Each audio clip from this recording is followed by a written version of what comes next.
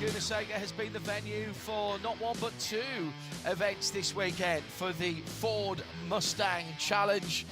Mustang Challenge Racing 2 is brought to you this weekend by Ford, built Ford proud. And you join me, John Hindorf, and Ford Performance Ambassador, driver, extraordinary mentor and motor racer down through the years. Andy Prio is alongside me here in the Ford Performance Global Broadcast Centre. We could not have asked for a better day. It was glorious yesterday.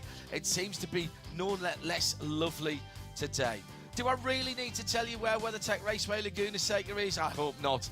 Just off the coast at Monterey, down from Salinas. Very good in and out, just on the outskirts of Salinas. And one downtown in Monterey now as well. 2.25 miles of some of the most challenging and torturous tarmac anywhere in North America or the world, with 11 corners that are named after absolute legends. Andretti, Rahal, Rainey over at turn 9. Wayne Rainey has been here many times and reflects the two-wheeled history of this place as well. The corkscrew, of course, is the signature corner, the highest part of the circuit. In all, well over a couple of 100 feet of elevation changes, and 5 stories of that is dropping down from the top of the corkscrew to Rainey Corner. Now, I said there was 2 races this weekend. This is our second. We're getting ready for it now. So let's bring you up to date with the action from yesterday. The weather was just as kind to us. Robert Noaker led from pole in the blue and white number 13 car. All the action was going on behind. It was pretty clean until we had an incident at the top of the corkscrew. That was Scott Thompson coming together with Drew Norbert, and took them both out of the race ultimately. Then Alfonso Diaz and Alex Buescher started having their little scrap as they were battling for the minors. That was it. That went the way of Alfonso for a moment, but then he overshot, took the Zanardi line, and Buescher went back through. All of that was going on behind the man who completely dominated the dark horse category, and that was Robert Noaker. That was an impressive run yesterday, Andy, for the man from pole position. He's stamping his authority on the championship, and it's, you know, people think it's easy to win from pole position. It never is, but he absolutely paced himself perfectly yesterday. He did a really solid job, John, and really nice to be back with you guys today. And I must say, you've done an awesome job for motorsport over the years, so I'm very proud to be in the booth with you, John. And yeah, I mean, Robert has set the pace all weekend, to be honest, but he's the hunted. And it's not easy being the guy that's everyone's trying to chase, and he didn't make, let's say he dominated yesterday, but only by 1 or 2 seconds. Yeah. So there's a lot of work for him still to do to repeat that today. He's got the target on his back today. We'll tell you who he's lining up against. It's no surprise that he's on pole position. You can see him behind the dark horse safety car, but here is our Ford Performance Mustang Challenge grid with 10 rows of 2 as they're forming up behind that lovely dark horse, available in right-hand drive for markets that need that. On row 10, Robert Noaker Racing's Joseph Dedricks and Nick Smithers for Nick Smither Racing. We've got LAP Motorsports, Bruce Marine, and the 84 is Paolo Salvatore. LAP are represented on row 8 as well with Scott Thomas. He'll be looking for a better result from yesterday, and NV Autosports Drew Norbert. Then it's Peterson Racing Group's Doug Peterson on row 7 with Competition Motors Jim Farley. Yes, that Jim Farley. That's the man at the top of Ford. He sits behind the big desk and makes all those big decisions, and he's out racing. Why? Because Ford is a company that races. Competition Motors teammate Tom Tate is 1 grid spot ahead on the outside of row 6. On the inside, NV Autosport Stephen Vida. Then it's Tom Pritt and Colin Harrison, Zach Lee in the 48 and Corbin Collins. And the front 3 rows, Marcus Vento, Alex Buescher, Sandy Cielo Tech Sports Alfonso Diaz, who's the best of the Dark Horse legends, Devin Anderson and Robert Noecker on pole position. Perfect conditions for the second of 2 rounds, and the right foot is planted by Robert Noecker. He didn't give anybody a chance to pull up alongside him. 45 minutes on the clock, and he's already pulled, what, 4, 5, 6 Dark Horse lengths between himself and the chasing pack. Exactly what he would have wanted to do. And the Robert Noecker number 13 car, blue and white striped car, ahead of the outside pole sitter Devin Anderson for Tech Sport. Alfonso Diaz having a bit of a scrap there, and we've had a spinner. Oh my goodness, it's true no by again for NV Autosport. Didn't have the best of days yesterday. He was hoping for a bit of redemption today, but he spun it exiting the Andretti hairpin at turn 2. And now, was that his own undertaking, or did he get a help? No, it was his own. Tried to pinch the corner, actually, just steered in, needed to open his hands out just a little bit, I think, as he was coming out of there. Easy for me to say from the calm situation that we have in the Full Performance Global Broadcast Centre. Typical rough and tumble and cold tyre incident on the first lap. Exactly, John. That's cold tyres. These cars have got no traction control, which is great for the right foot control. And it's a cold morning, a cold start, and he just got caught out there. Put the power down and lost the rear, basically. And I also saw Robert Noecker and a few of the other guys behind just working the tyre on the racing line, trying to bring some temperature in. Robert again made a very good start, and Anderson is, within a close 1 second behind him, so it's not a done deal, and the pack is very tight behind them. So this will be a very exciting race. And the nice thing about this, John, is it's a one-make series. All the cars are identical, and Robert is actually one of 6 of the junior Ford Performance drivers, so great to be out there out front. That doesn't mean he gets any preferential treatment, though, Andy, in terms of the car. The car's the same. The drivers have to work with their respective teams to get a setup that works for them. They're quite heavy at the start of the race. They've got 45 minutes worth of fuel in them. They're on Michelin tyres.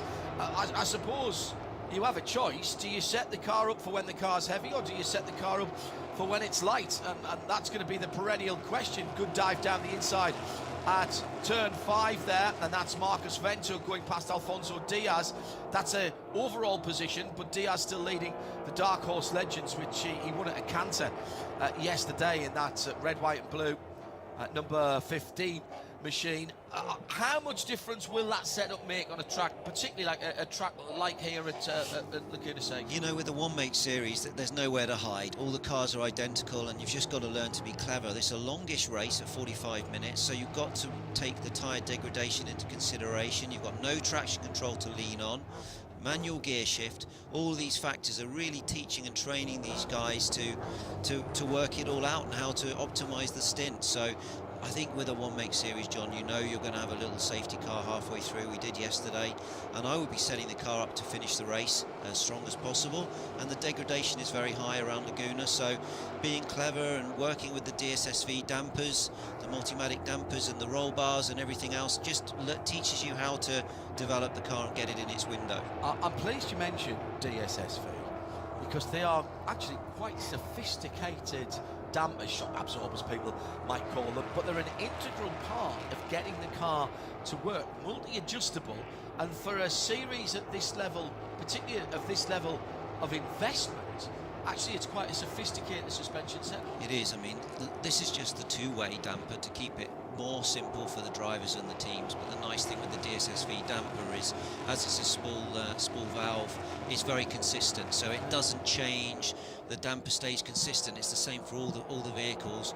Of course, if you want to go into the new Ford GTD with full adaptive suspension, adaptive damping and adaptive aero, then you get super complex. But these dampers are all, spec dampers, valved, all identical, and you just have bump and rebound adjustment, that's it. And you need to keep these things fairly simple, but there is some adjustability with front cambers and I believe roll bars as well. So you do have some parameters to work with, but ultimately it's going to be down to your driving and optimizing the setup. Dare I say it, and I don't mean this in any derogatory way, that this is a bit of an old school series. You've got a 6-speed manual gearbox, 3 pedals. The traction control is what you feel from your backside and your right foot. I'm not sure if I can say backside at this time in the morning, but I have now, so if I'm in trouble, I apologise. But it's what you can feel. And this is a bit of a throwback, and it absolutely evokes Mustang racing of the past. Absolutely, yeah. I mean, I love that more thoroughbred racing. I mean, to have no TC is great because you learn how to, you know, be more gentle with the throttle and to learn to lean on the tyre a little bit, not just totally rely on the traction control by turning the settings up. I think it's also better for the drivers to feel the tyre, and some of them are struggling here with a bit of power oversteer and having to correct, and all of these things make it more interesting, I think, and more yeah, it shows the true performance of the driver. Huge difference in the track surface temperature from yesterday. The air temperature is a bit cooler as well, down at 59 Fahrenheit, which is an early morning temperature, as you might expect. We were much later in the day yesterday, or a little bit later in the day yesterday. Track temperature now 77. We were well into triple digits, 77 Fahrenheit, 25 Celsius. It got up to 52 during the mid to late afternoon yesterday. Now that is going to feel different. You will feel that, won't you, as a driver? Absolutely, yeah, definitely. The track changes every hour, to be honest. And you know, a night of no driving, and you wake up in the morning, the track is cold, a little bit dusty, maybe they have swept the track, but that also influences the feeling of grip as well. So they are going out with a completely blind read on this. It's never easy, John, starting a race. What is it, 8:30 or 9 in the morning? Literally straight on it, with no warm-up or anything. So I think Robert here is showing his class, and he's really, you know, pulling away at 2.2 seconds.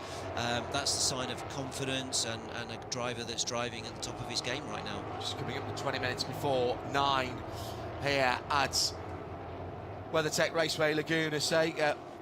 And at the front of the field, Robert Noecker doing Robert Noecker things as we've become accustomed to see him this season.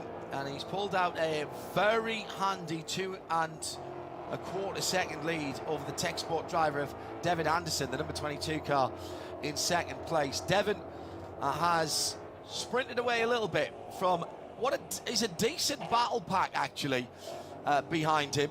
Sandy Sotelo, Marcus Vento, then Alfonso Diaz, who's got Buescher right behind him as they're going down through Rainey now. Alfonso is the best of the Dark Horse Legends drivers, and that is a battle for the lead of that category. Here comes Buescher down the inside in the final corner. Can't get that done, and oh, it goes wide. Diaz goes wide. Was there a little touch there as they went in? I just think he over-defended, maybe got into the ABS and then ran wide on the exit. Quite easy to do that when you've got your mirrors full and you're not looking up to the exit to see where the edge of the track is. But John, some of your easiest races are the ones you win. These guys are fighting hard right now for 3rd, 4th, 5th, 6th, 7th and 8th place. You can't put a fag paper between these guys. And this is what I love about one-make racing, because look at them all. They're really learning to fend, attack, and they're having a right good time out there. But I have noticed quite a few of the guys are struggling with exit oversteer. I still think the track and the tyres are not quite let's say connecting nicely, and they are having a little bit of oversteer. So that, I think, is why Robert Noecker has just pulled away. He's very confident with the car, and he's obviously in the window that he loves the feel of the car, and he's driving away. But this is a hard fight here for what, 3rd, 4th, 5th, 6th, 7th position. So really tight in that particular pack there. Buescher now leading the Dark Horse Legends. The cars are the same specification. It's the drivers for the that are basically depending, giving the dependence on which category you fall into, and those with the slightly more experience of life, perhaps. Big oversteer there from car number 15. He's Diaz. He's been actually quite well.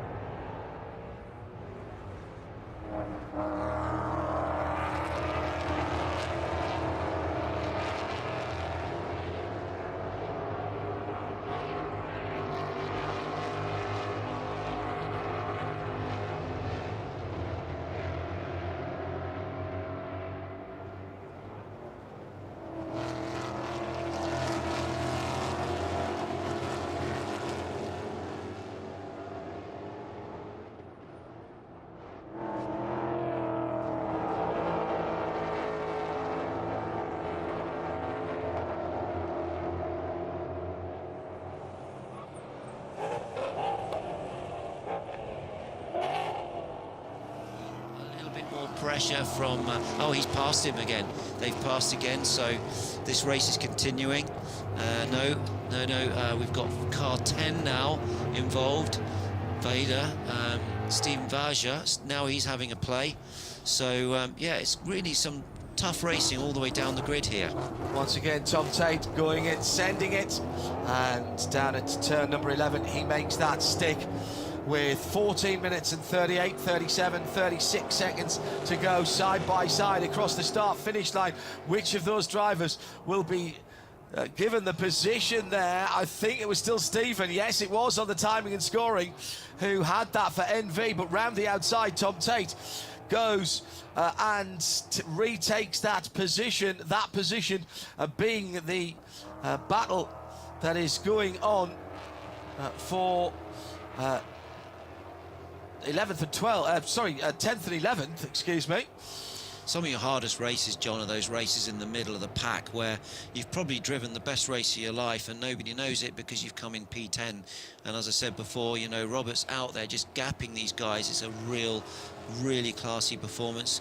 8.6 seconds now over P2, Anderson, and showing, you know, his real speed at this stage of the race. He's not at all dropped back. Yesterday I think he was maybe controlling the race a little bit, being sensible, bagging the points for the championship, and today he's really shown a classy performance. But as I say, when you're out front, sometimes those are the easiest races, although when you win and you stand on the top step of the podium, you feel very proud, but some of your best races are when no one's watching in the middle of the field. So you're going to learn from top to bottom here how to race and how to perform well in all situations, and that's what this One Make series really teaches you to do.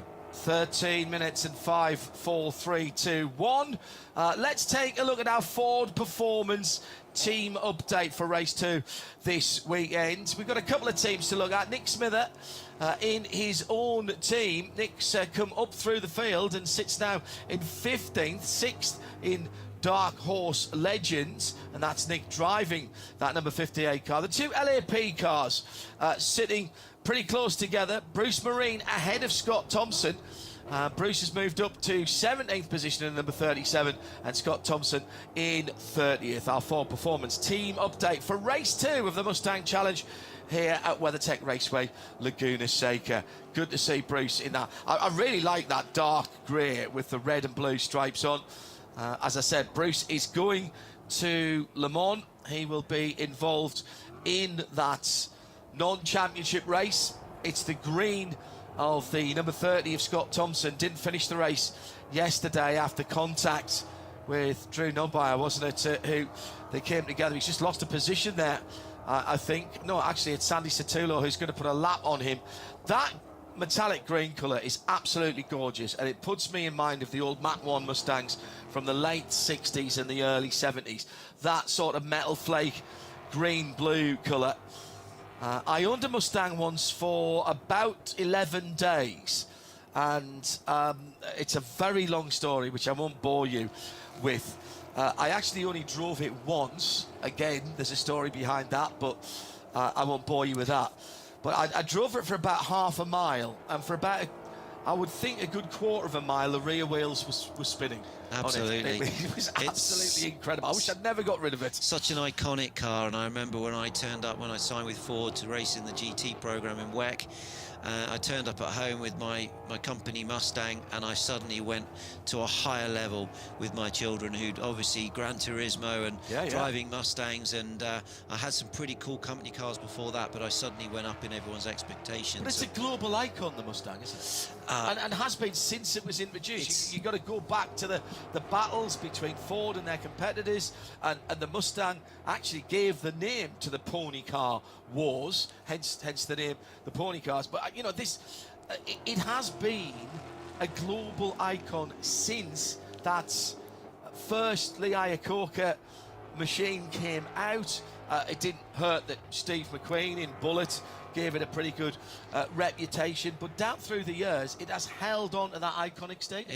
It has. It is an iconic, that is the word for it, and you can't beat the rumble of a V8 5-litre, 500 plus horsepower, beautiful V8 engine, thumping away there. And actually, John, while we've got this moment, we've got some good racing, so I won't go into too much detail, but it was amazing to see the GTD, Ford GTD, set the ultimate. Yeah, that was Vento having a good race right there. But seeing the Ford GTD doing the 6-minute 52 lap around the Nordschleife, that's incredible. What a car! What a car!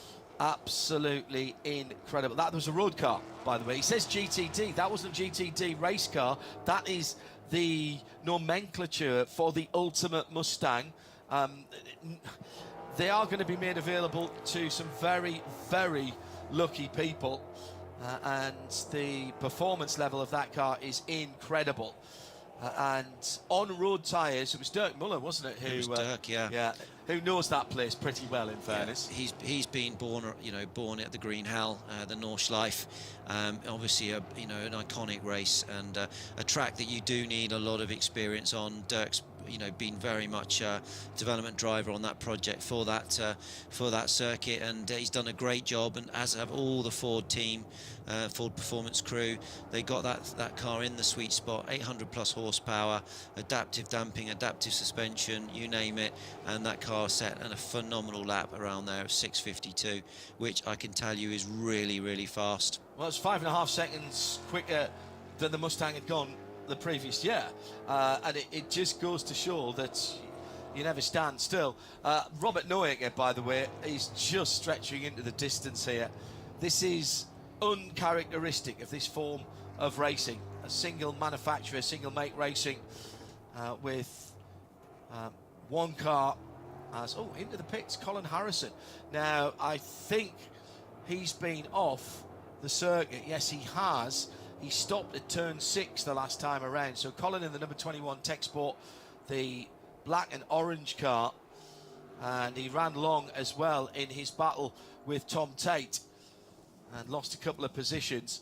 Also, by the way, I'm hearing from race control now that Tom Tate will get a 10-second post-race penalty for the contact at the final corner with Jim Farley, the number 17 car, in their battle. Now, at the moment, Tom is 23. Yeah, he's just about 8.5, 9 seconds ahead of Jim Farley. So that might just swap back again before the end. That was always my worry, John, that you're frustrated, you're so equally matched, it's a one-make series, and of course it's all about 100% aggression with 100% restraint, and every now and again you lose the restraint bit, and you take a lunge, and yeah, that's unfortunate. It was clean racing for the most part, and no harm done and no damage done there, but yeah, I mean, there is nowhere to hide in these one-make series. The cars are, as we said, all so equal, and it really is about how you work with your team, how you work with your engineer, how you tweak the car, tyre pressures, roll bars, dampers, and how you drive. So that's what I love about this, because you can learn so much, and the level is high. I mean, Robert Noaker is showing his class here. A 10-second gap in a one-make series, that is very impressive. And his fastest lap is half a second quicker than the next best lap, which is Devin Anderson, and Devon's lap at 1:31.7 is a good 4 or 5 tenths quicker than the next best lap as well. So we're talking about a couple of drivers. You've got to feel a little bit for Devin Anderson here for Tech Sport, because without Robert Noaker, he'd be driving away from a team. He's 11.5 seconds away from Sandy Sotolo in third, who's 13 seconds away from Marcus Vento. Then there's the little battle between Marcus in fourth and Alex Bachura, who leads the Dark Horse Legends in fifth place. Corbin Collins next up, another just on a second behind Alex Bachura. Then Tate Pritt. Then it's Alfonso Diaz, second in the Legends in eighth. Tom Tate in ninth with that 10-second penalty down the inside for the number 18, the Valvoline coloured car. That is Marcus Vento as they're coming through traffic, and right behind him now is that olive green car of Alex Bachura. That is the battle for fourth and fifth position. It is, and some traffic and some back markers always to spice things up a little bit. But yeah, I mean, it's been definitely a class act here from Robert Noaker. He runs his own team, I believe. Also, he works in the team as well. So not only is he driving, but he's also helping with the preparation of the cars and working within the team. So that's one thing you can really learn a lot, setting up your own car and understanding how to flat patch a vehicle and understand the whole mechanical side of the car is something that a race driver should understand, and it's a great experience for him to be able to do that as well. But yeah, we've got some traffic here, some back markers, and that's always spicing it up in the final laps of the race. So this is still not a done deal, but definitely Collins is in a good rhythm, and he's got a few, or maybe less than a second to close up behind. So he's pushing hard to Buescher, who had a great race yesterday. He was really showing good pace, and he is again today. His lap time is 1:32.9, and that whole pack there, third right through to seventh, are all very similar in pace. So it's a question of trying to force the mistake in front of you and optimise and materialise an opportunity to pass. So the voice there of Andy Prio, who is alongside me, John Hindorf, in the For Performance Global Broadcast Centre. Good to have your company wherever you are in the world, and delighted that you can join us. We just saw Sound and Vision. That was a nice move. Yeah, we just saw Collins as well losing the rear of the car on the exit of turn 3. He did really well to correct it and save it, and that's the nice thing. We're not having traction control. The cars are getting out of shape, and you do have to correct it and work a little bit more at the wheel and the pedals, and balance those two variables nicely together. And yeah, he was very lucky to correct that car, but he did well. Got 18 here, coming back through the traffic and flashing his lights like crazy. Vento, because he's under pressure from behind. Yeah, he is indeed. Up the hill then for the number 18, leading this little group of cars, that Valvoline cars, and here comes Alex Buescher. Behind Alex is Scott Thompson in that very distinctive coloured car. He's not in that fight, but the other two certainly are, 4th and 5th, and leading the Dark Horse Legends for that darker coloured, the olive green car, on the second of that group of 4, but not, I don't think Alex Buescher is settling for this. Flashing of lights, Mr. Prio. Absolutely, anything to put them off in front of you. Right, have you ever been put off as a racing driver by somebody flashing your lights? Their lights behind you? Only in the prototype when you've got the LMP1s coming through at Le Mans and your mirrors are full. But no, you know, as you, in these. So why do you do it? Because all drivers do it. It's just anything to distract the guy in front, to let him know you're coming through. And I think, you know, I always try to train myself that I would become a better driver when I'm being closely followed, and try to be stronger and look ahead. And in the old days when we used to do Formula 3, you'd turn the mirrors down, anything to stop looking in the mirrors, just to think forward and focus forward. But you never know, you know, John. You can flash the light and, you know, show your nose, and what you've got to try and do, it's like a game of chess, and you've got to force the move and use anything you can to get the guy in front of you to make a mistake. A big change in the gap here. It's come down to just under 6 seconds, and that was down to Roberts the previous lap, not on this lap. He's still in the 35s here, so he's eased his pace a little bit. He'll get the white flag. Oh, you know, he might not. Let's see. He's doing 31s to 35s, and there's 32, 31. No, he will get the white flag as he comes across the line this time. And there it is. He's got 2.25 miles still to run. And this has been, I mean, a demonstration drive, Andy. It has, but I'm very surprised to lose 5 seconds in one lap. So there must be something going on, whether there was traffic, or 5 less seconds in traffic is a big lump of time to lose. So, or he's just bringing the car home. As I say, he does prepare the cars himself as a family-run racing team, and you do need some mechanical sympathy. And I guess, you know, he's doing what he has to do. He's doing it in the Alain Prost way, win at the slower speed. Yeah. He's shown his pace, he drove away, he's dominated this performance, he's done the fastest lap of the race, he's got nothing more to prove. But yeah, of course, to finish first you must finish. And he is finishing this weekend in style. He will increase his lead at the head of the championship. We still haven't resolved the battle for 4th overall, where Marcus Vento is the 4th of the dark horse runners, 13 seconds away from a step on the podium at the moment, defending from the dark horse legend leader.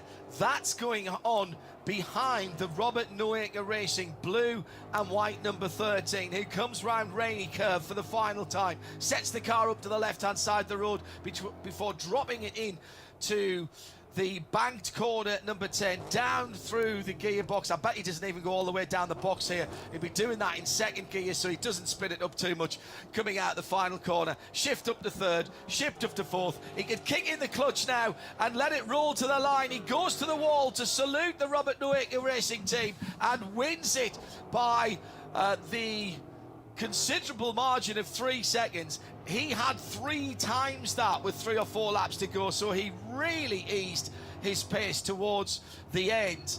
And here is that battle for 4th position. Sandy Satulo should be coming through any second now. There he is. So Devin Anderson's gone through. Sandy Satulo is the 3rd step on the overall podium, and 4th position has been disputed from just on halfway through the race. And it will go to Marcus Vento. Alex Buescher in 5th takes the Dark Horse Legends top step and will take top points in that second category. It's Alfonso Diaz who worked his way back up to 7th actually. He got ahead of Tate Pritt, and Tom Tate coming through with that 10-second penalty, waiting to see him go across the line. He should come through in 9th for Competition Motors, and he still hasn't come through. Quite a gap between those top cars. I'll keep an eye on that, whilst Andy Prio gives some due credit to pretty much a perfect weekend. As good as you can get from Robert Noaker. Absolutely, yeah, he's dominated this weekend. He's been quick from free practice right through to qualifying, race 1 and race 2. He can go home happy today. He's done a brilliant job. He's bagged a lot of points, leading the championship, I'm sure, and yeah, looking and getting one step closer to graduating within the Ford Performance Junior program to not bigger and better things, but to the GT3 and GT4 car in the future. Confirmation of the unofficial results, and that 10-second penalty has been added to the time of car number 8, so that has dropped Tom Tate back a couple of positions, but he's still actually finished ahead of Jim Farley. So the top 4 were all the dark horse entrants.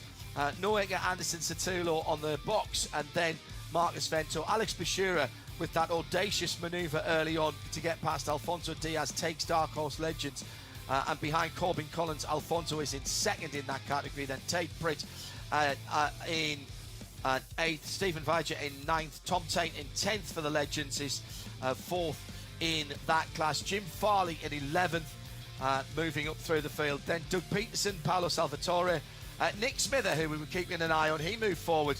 Joseph Dedricks, Bruce Marine as well moved up to 16th ahead of Scott Thompson, Drew Dunbar, Colin Harrison and Zach Lee had problems those last 2 and didn't get to the checkered flag. Andy Prio from Ford Performance, representing Ford Performance in the booth this weekend, one of our rotating special guest commentators. Have you had a good time? John, it's been great. Good racing, isn't it? Fantastic. It's great to see all the live feed here as well, and actually a pleasure to work with you at Radio Le Mans. For many years, you've done a lot for the sport, so it's wonderful to be with you in the studio. Good luck with what you're doing with you and with Seb and the family, you and Joe, and Danny, your daughter as well, and also with the BRDC. Should be said that Andy is a leading light in the British Racing Drivers Club that do so much more than just at Silverstone for British Motorsport and for good charity works as well. So we will wrap up then from WeatherTech Raceway Laguna Seca. 2 races, 2 wins, 2 poles, 2 fastest lap. That was the Robert Noaker West Coast Swing. We move on to the rest of the season, and we'll have it live for you here on IMSA Radio and IMSA TV. I'm John Hindhaugh. Thanks for joining us. For the whole production team, bye for now.